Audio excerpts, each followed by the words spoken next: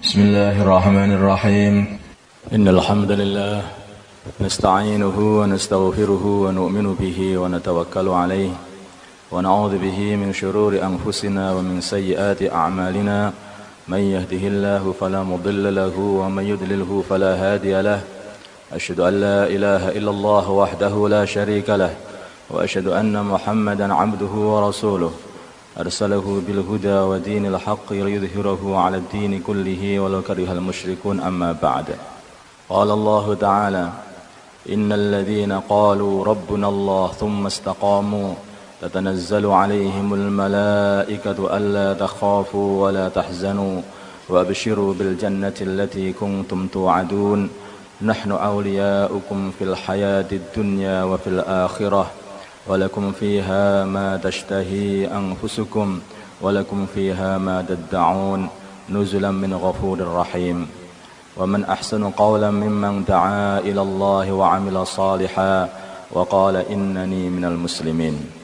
Para konco yang dimuliakan Allah, saudara-saudara sekalian, alhamdulillah Allah Subhanahu wa taala telah mempertemukan kita di tempat yang dulunya kita tumbuh besar dan dulunya kita mengambil ilmunya baginda Nabi kita Muhammad sallallahu alaihi wasallam, yaitu di masjid ini, di Temboro ini. Alhamdulillah.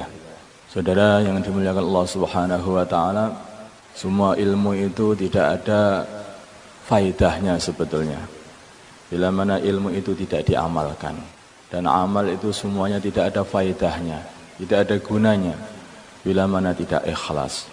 Saya hanya ingin mengingatkan, begitu banyak ilmu yang telah kita pelajari di pesantren kita ini, ada yang menyerap begitu hebat sehingga banyak dari santri-santri kita itu yang hafal Bukhari, Mukhtasar Bukhari, ada yang hafal Minhaj, ada yang hafal ratusan itu Al-Quran, ada macam-macam kepandian-kepandian.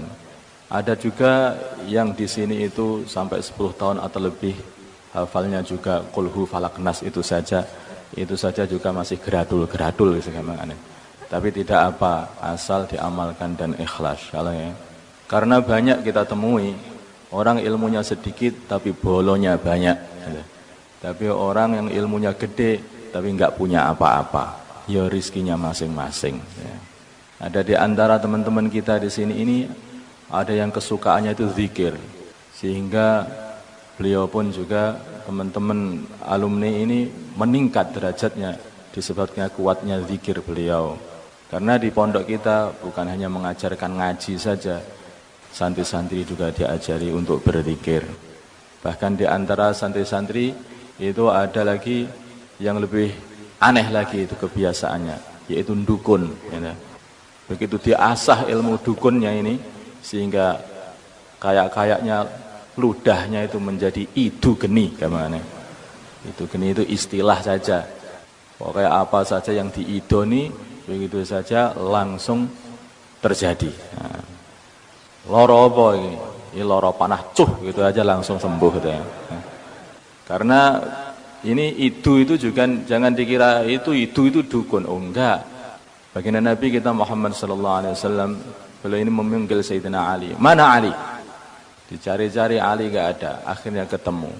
Dalam keadaan beliau ini matanya sakit. Maka sini dekat, idoni matanya cuh gitu aja langsung sembuh seketika. Jadi siapa yang pengen dukun, ini juga ada ijazah ngidoni moto insyaallah. Nah, langsung dari baginda Nabi insyaallah. Dan juga para santri yang dicintai oleh Allah dan mencintai Allah Subhanahu wa taala. Tapi dukun-dukun itu bagaimana ya supaya saya bisa jadi dukun yang mandi? Dukun tidak akan bisa mandi kecuali bila-bila dukun itu berhubungan dengan para dukun. Jadi kerjasama dukun. Bukan dukun yang hidup ini. Tapi aku mengistilahkan dukun tapi biar agak lembut, ahli ruqyah kita aja nggih. Ben rodok lembut, rodok keren insyaallah ya. Ketok dukun masyaallah. Kalau dalam bahasa Malaysia bomo ya enggak.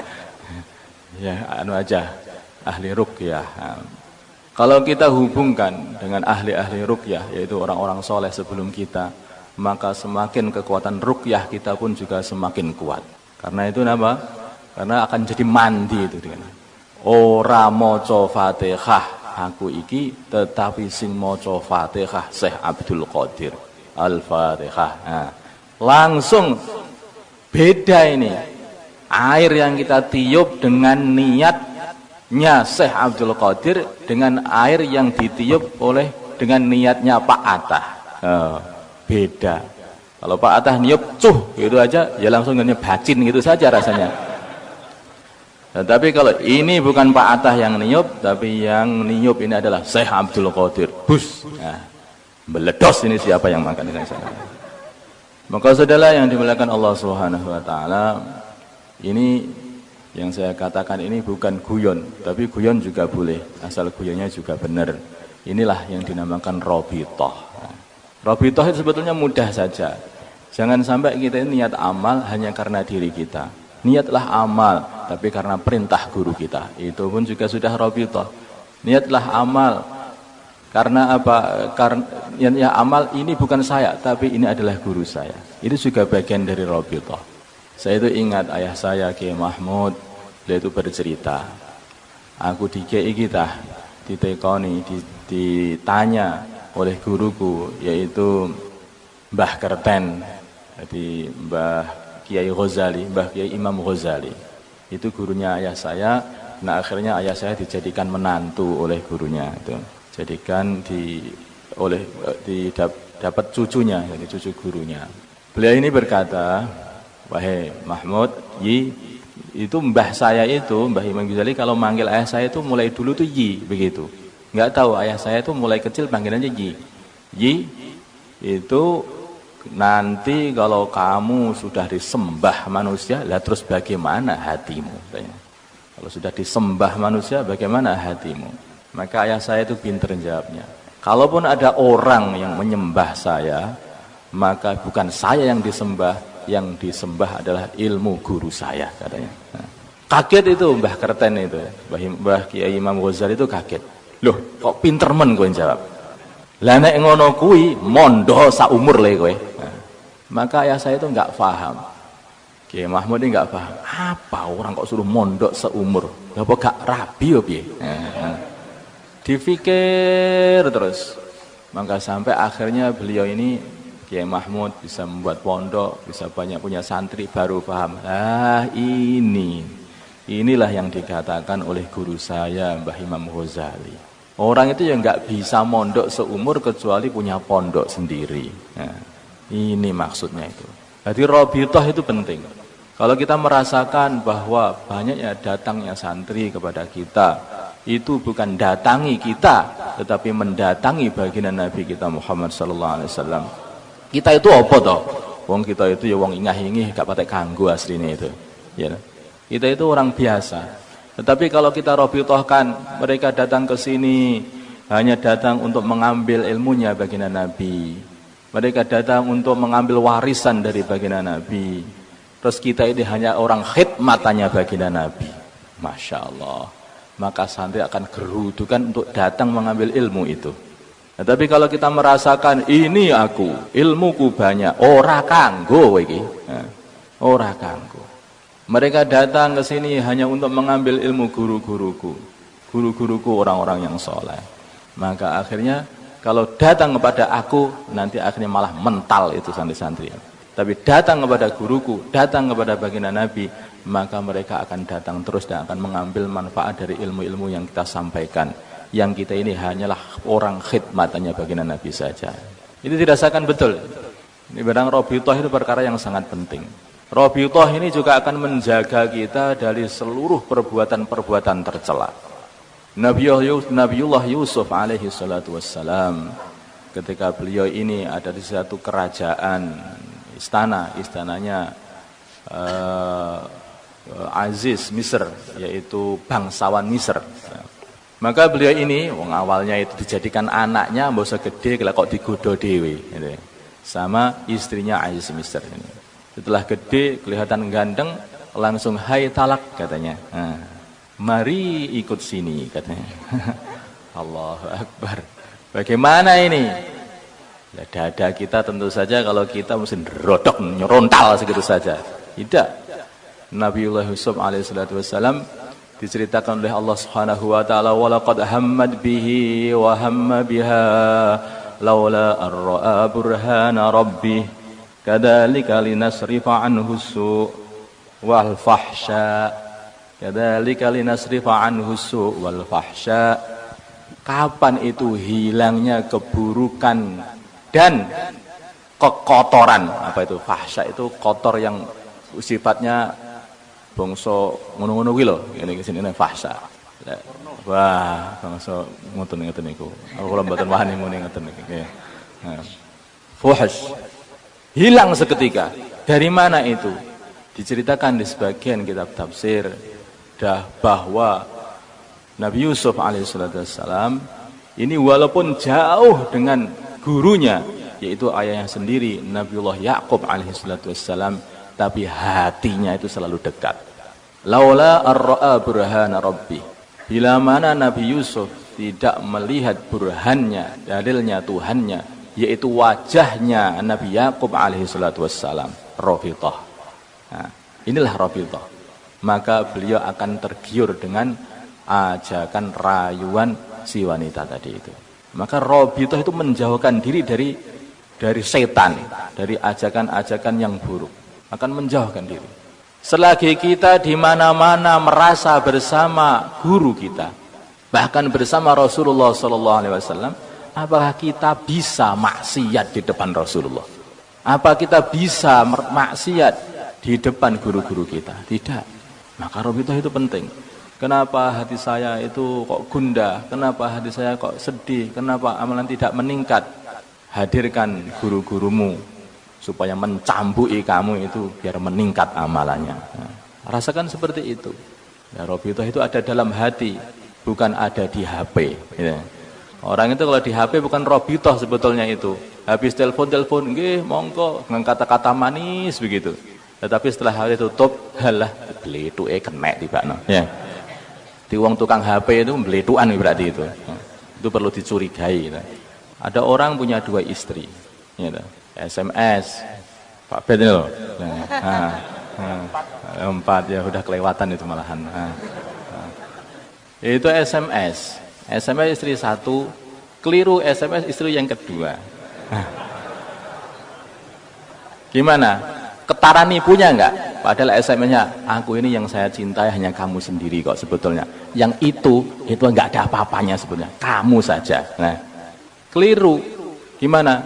Loh, lah kemarin akhirnya apa? SMS-nya nyasar. Ini sih saya ini namanya Zaitunah, bukan namanya apa itu Aisyah. Wah, seperti itu. Lah ini keliru nyasar gini, ternyata kamu selama ini bohongnya sama saya. Nah, ketahuan. Namanya orang itu kalau sudah main dengan HP mesti banyak nipunya itu, insyaallah. Dan juga banyak alasan lagi. Karena adanya HP akhirnya nggak pernah ketemuan. Hanya cukup HP, saya nggak bisa masuk hari ini, ya. Ada apa? Ada kepentingan. Ya. Ngising itu penting, Pak. Misalnya. Nah. Loh, kalau orang itu nggak bisa berak itu saja, itu orang itu kelenger itu. Kalau orang alasan nggak bisa kepentingan, alah ya ngising Pak Dewi. Nah, ini untuk guru-guru itu loh. Kemudian ini ada satu pelajaran juga selain Rabithah, yaitu menghubungkan diri kita dengan Rasulullah SAW, hakikatnya yaitu guru besar dan pembimbing kita di dunia, di akhirat nanti, dan orang yang paling sayang kepada kita di dunia dan akhirat. Juga kita ini harus membiasakan diri untuk muraqabah, yaitu merasa di mana-mana selalu diawasi Allah Subhanahu wa taala. Dan ini ilmu ini telah dimasukkan oleh baginda Nabi kita Muhammad sallallahu alaihi wasallam di hati-hati para sahabat. Maka hendaknya semua orang Islam itu harus ada Rabithah. Seperti apa itu muraqabah. Seperti yang diajarkan oleh Sayyidina Luqman Al-Hakim kepada putranya. Ya bunayya innaha in takum mithqala habatin min khardalin fatakun fi sakhratin aw fis samawati aw fil ardi ya'ti biha Allah. Apa saja yang kamu sembunyikan pasti akan diketahui oleh Allah, kembali kepada Allah Subhanahu wa taala. Akhirnya merasa di mana-mana itu wah ini diawasi Gusti Allah, diawasi Gusti Allah. Sayyidina Umar radhiyallahu taala anhu, beliau ini keliling-keliling di kampung. Maka didapati ada satu pembicaraan di satu rumah, seorang wanita dan putrinya. Maka wanita ini berkata kepada putrinya, "Wahai anakku, itu susu yang akan kita jual, ternyata dia ini penjual susu. Hendaknya kita campuri dengan air saja, biar hasilnya itu lebih banyak, batine luwih akeh." Maka putrinya mengatakan, perbuatan seperti itu tidak diperbolehkan oleh Amirul Mukminin Umar ibn al-Khattab. Maka ibunya mengatakan, Amirul Mukminin tidak ada dan tidak tahu. Putrinya menjawab, Amirul Mukminin tidak ada dan tidak tahu, tetapi Tuhannya Amirul Mukminin selalu mengawasi kita. Ini suasana masyarakat di Madinah. Ini orang kecilnya, bukan orang besarnya. Padahal kita ini orang-orang yang sudah gede, ya. Orang-orang besar. Ini orang kecil. Penjual susunya saja itu begitu hebat muraqabahnya. Sehingga ya jelas saja mereka itu kehidupannya jadi bagus sekali. Seluruh masyarakatnya adalah masyarakat wali-walinya Allah Subhanahu wa taala. Seluruh rumahnya seperti pondok-pondok pesantren, bahkan lebih hebat lagi. Alumni rumahnya menjadi wali-walinya Allah, pejuang-pejuang yang menyebar ke seluruh dunia. Ini yang kita kehendaki. Jadi nyapa to kita iki dakwah iki arep gawe Madinah, Pak. Jadi kalau kita ini tadi banyak sekali kita bicara dakwah, ini maksudnya apa? Mau membuat Al-Madinah Al-Munawwarah. Kita akan membuat Madinah seperti Madinah baginda Nabi kita Muhammad sallallahu alaihi wasallam. Kita ingin membuat satu masyarakat seperti masyarakatnya baginda Nabi. Masyarakat yang semuanya walinya Allah. Masyarakat yang semua adalah pejuang-pejuang agama yang menyebar kemana-mana menyampaikan agama. Itu masyarakat seperti itu yang kita kehendaki. Lah hasilnya apa? Hasilnya adalah kemuliaan di depannya Allah Subhanahu wa taala nanti. Kalaupun kita mulia di dunia tetapi tidak mulia di akhirat, paling-paling ketika kita mati itu pun kita malah akan diinjek-injek orang juga. Apalagi kalau di sini itu liangnya adalah liang tengah, habis dimasukkan ditutup belabak, diidak-idak karo wong sing nguruki. Nggih ngoten. Itu kalau ada orang seperti itu dirasakan, ya Allah, orang begitu mulia pun juga akhirnya seperti itu. Mana Raja Pirngon sudah masuk di kuburan. Mana itu Brawijaya sudah masuk, hilang semua. Mana John F. Kennedy kata Pak, itu juga sudah masuk di kuburan. Nah, kehebatan yang ada di dunia ini tidak ada gunanya. Tapi kehebatan di akhirat itulah kehebatan sejati. Maka satu saja yang kita pikirkan, akhirat. Man ja'ala hammahu hamman wahida hammal akhirah kafahullahu sairal humum. Bila mana kita jadikan fikir kita, kerisauan kita itu hanya untuk akhirat, seluruh masalah diselesaikan oleh Allah Subhanahu wa taala. Jadi Pak Samsudin mengatakan bahwa tidak punya tanah, ini gimana? Sebetulnya sudah ada dalam Al-Qur'an supaya kita mendapatkan tanah itu. Walaqad katabna fiz zaburi min ba'di dzikri annal arda yarithuha ibadiyas salihun. Kita jadi orang soleh, tanah datang sendiri. Nah, tanah datang sendiri. Kalau ada masalah gimana? Kita ada masalah, maka takwa saja yang kita hadapkan kepada Allah. May yattaqillah yaj'al lahu makhraja. Enggak punya duit, wa yarzuqhu min haitsu la yahtasib. Sudah selesai. Apa masalah kita? Yaitu nanti kalau orang itu enggak bekerja, yang bekerja membanting tulang sampai tulang dibantingin tek habis. Itu malah yang paling enggak punya duit. Coba lihat. Mana? Orang yang bekerja sampai membanting tulang, yang nemen tenan itu malah duitnya sedikit. Tapi orang yang duduk di kursi tanda tangan, duitnya kok banyak malahan. Ayo, apakah datangnya duit itu karena saking sregepe kerja atau memang rizki sama Allah? Rizki dari Allah. Ya wong kerja ya ramangan. Masa kowe kalah karo wong edan? Orang gila itu loh, nggak pernah kerja, pokoknya jalan tawakal 'ala Allah. Itu loh, makan aja dan tambah kuat itu tubuhnya itu. Dan yang aneh, umurnya panjang. Nggih mboten? Jadi orang itu kalau tawakal itu umurnya malah dawa. Tapi uangnya nek gua ya ini obat apa? Ini obat ini. Masya Allah. Semua sudah ditulis oleh Allah Subhanahu wa taala. Salah enggak? Jangan risaukan, satu saja yang dirisaukan, bagaimana kehidupan kita nanti di akhirat. Hubungkan hati kita dengan guru-guru kita, hubungkan hati kita dengan Rasulullah sallallahu alaihi wasallam. Kemudian setelah kita merasa diawasi oleh Allah Subhanahu wa taala, sudah selesai jadi wali Gusti Allah Subhanahu wa taala.